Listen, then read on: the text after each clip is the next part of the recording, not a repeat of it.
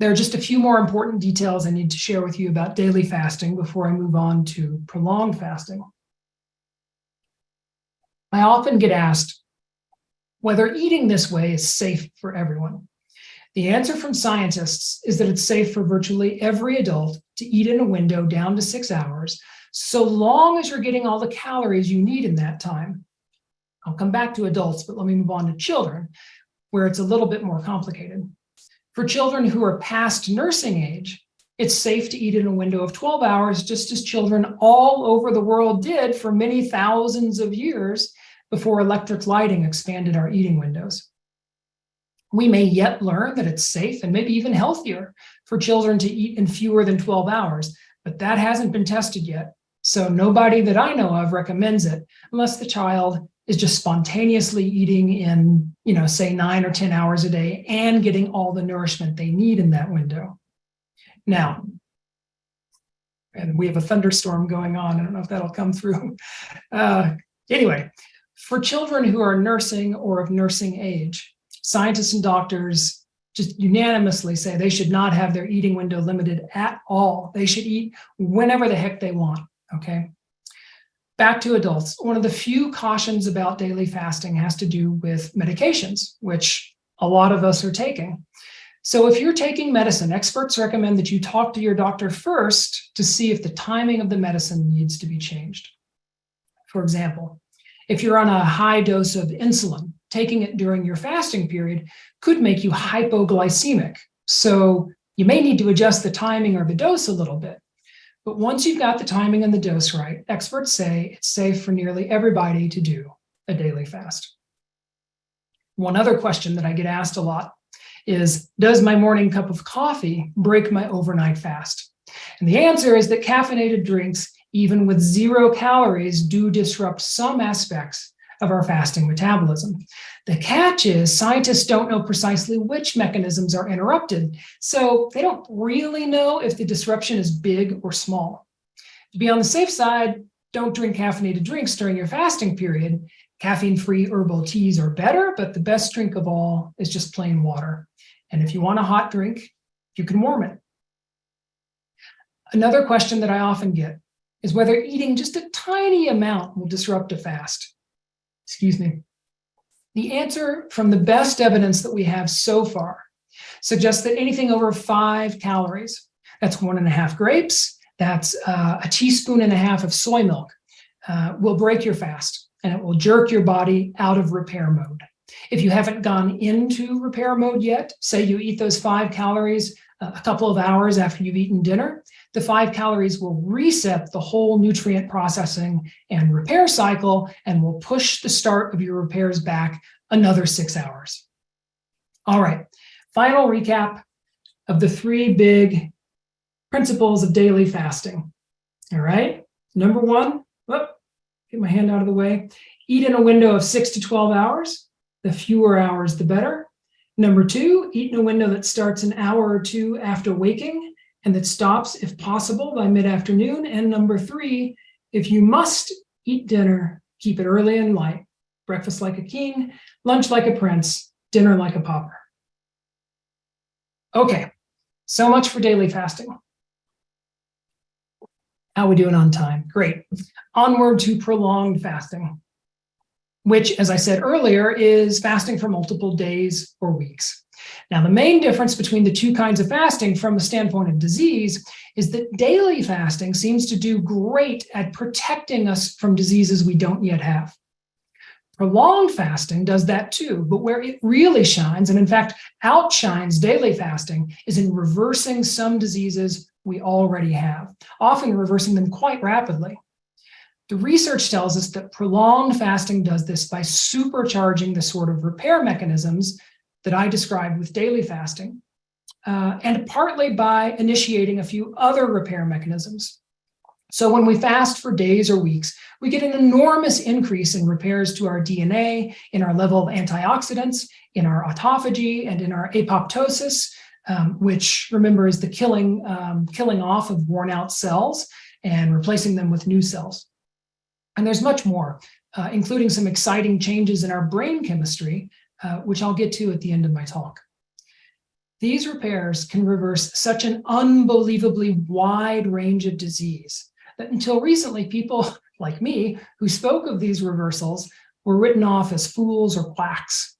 And yet we now have 2 centuries of credible reports from fasting doctors and from their patients in America and Europe and Australia, with growing corroboration from peer-reviewed research that strongly suggests that fasting for days or weeks can partially or completely reverse diseases like osteoarthritis and gout, asthma, allergies and bronchitis, irritable bowel syndrome, migraine, childhood epilepsy, stubborn skin diseases like eczema and rosacea, enlarged prostate and impotence, fibromyalgia, non-alcoholic fatty liver disease, autoimmune diseases like ulcerative colitis and psoriasis, and ankylosing spondylitis, and dozens of other illnesses.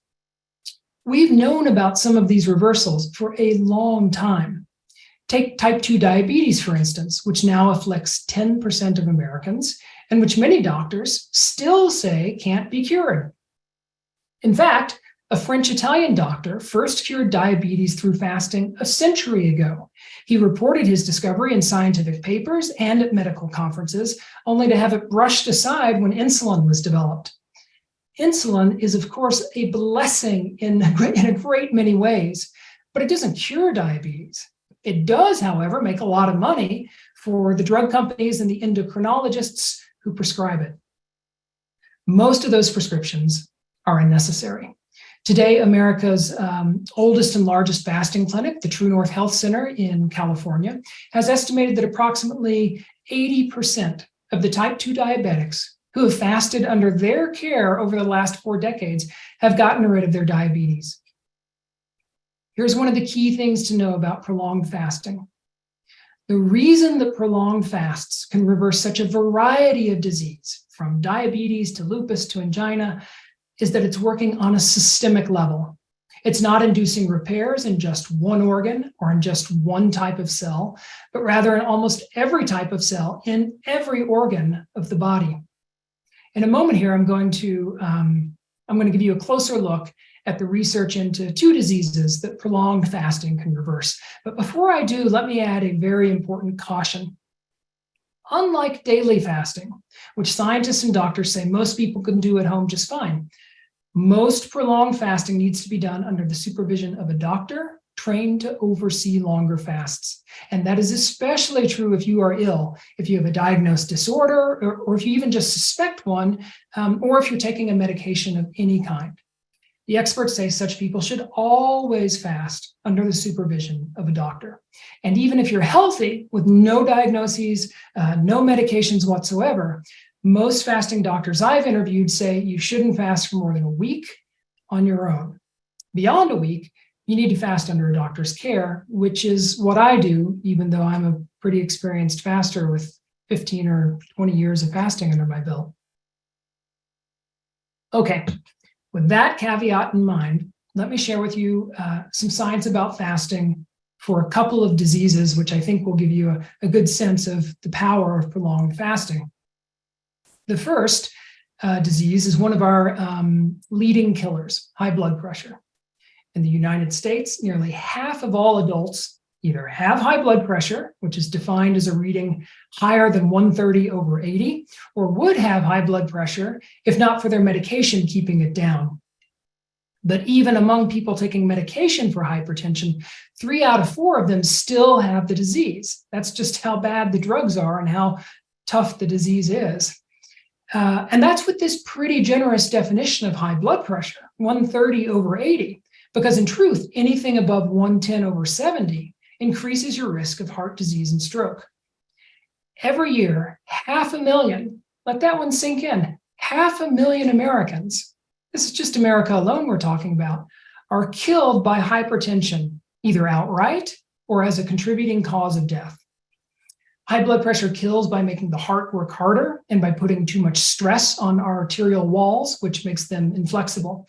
The result is heart attacks, heart failure, aneurysms, strokes, plus a host of less immediately fatal conditions, but still awful, like dementia and kidney disease. Groups like the American Heart Association and the National Kidney Foundation, they say, and this is a quote from the Heart Association's website, high blood pressure cannot be cured, but it can be managed. Well, they're just plain wrong. For more than 100 years, a few scientists have observed that when you take away the food of someone who has high blood pressure, their blood pressure begins to drop. And as their fast continues, the pressure keeps dropping until it reaches a healthy level and then flattens out.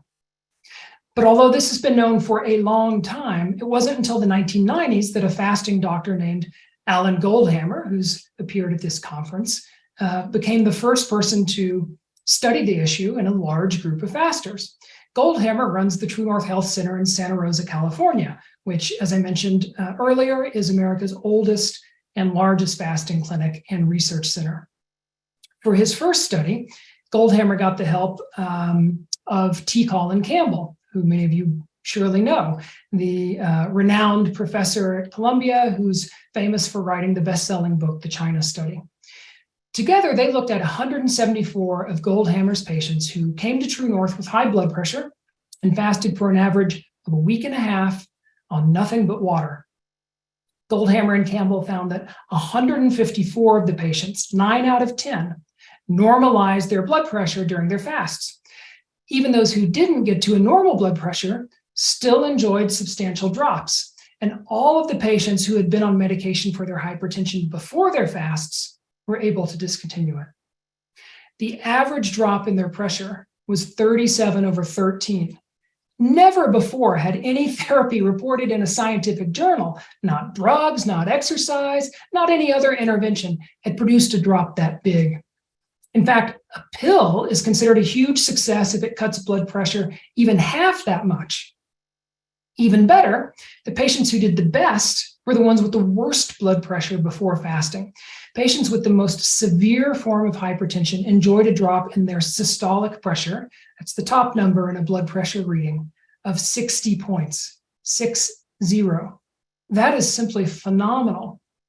Goldhammer and Campbell submitted their findings to one journal after another and were rejected by about 30 of them. Apparently, the idea that fasting could heal, let alone heal spectacularly, was beyond the comprehension of most science editors. But finally, in 2001, an obscure but not disreputable journal published their findings, which to this day remain the largest therapeutic drop in blood pressure ever reported in the peer-reviewed literature. The following year, Goldhammer and Campbell published another study focusing on how fasting affected people who were only mildly hypertensive. 82% of patients in that study achieved a blood pressure even lower of 120/80 or less with a fast of just 2 weeks. Their average drop in pressure was 20/7 points. Okay, so this was all great news, but maybe you're wondering what happened to the patient's blood pressure after their fasts. See, one problem that researchers had noticed over the previous century was that as soon as a faster started eating again, her blood pressure went back up. This led some researchers to think of fasting, to the extent that they thought about it at all, which wasn't much, to think of fasting as something like a parlor trick that could work temporarily, but couldn't bring about a real cure. But Alan Goldhammer was working in a long line of fasting doctors who had found an answer to the problem. When those doctors fasted people and their diseases went away, not just high blood pressure, but whatever disease, they had asked the obvious question, which is this: if the disease goes away when we take the food away, isn't it possible that something in the food was contributing to, or maybe even causing the disease? And if so, when we refeed fasters on the same food that caused the disease, is it any surprise that their disease comes back? So what fasting doctors in the United States, in Germany, and Australia had learned over the past 100 or so years was that when they refed their fasters on diets heavily based in plants, the diseases that disappeared during their fasts usually didn't come back. Goldhammer looked at these kind of clinical observations, as well as the growing mass of science on plant nutrition, and he concluded correctly, I believe, that the healthiest diet is a vegan diet of minimally processed plants that's also free of added salt, oil, and sugar, what he calls an SOS-free diet of whole plants. Not coincidentally, his co-author, T. Colin Campbell, found the same thing in his research that was the basis of his book, The China Study. So Goldhammer refed the blood pressure patients at his clinic, like all the other patients, on his SOS-free whole plant diet, and he urged them to keep eating it when they went back home. Among the 42 volunteers in Goldhammer and Campbell's first study, who took part in a follow-up 6 months after their fasts, the average blood pressure at that follow-up had hardly risen a jot. And the people who did the best seemed to be the ones who stuck closest to Goldhammer's unprocessed vegan diet. So to all appearances, fasting, followed by a diet of whole plants, had cured them of their blood pressure, their high blood pressure. So, I find this entirely astonishing. I would have to admit, however, that there was one big drawback to Goldhammer and Campbell's studies. They weren't randomized controlled trials. So to prove conclusively in scientific eyes that fasting was behind their cure, the cure of these patients, we'd need a trial that compared the blood pressure in Goldhammer's fasters to the blood pressure of a control group who also spent a couple of weeks at an inpatient clinic but didn't fast.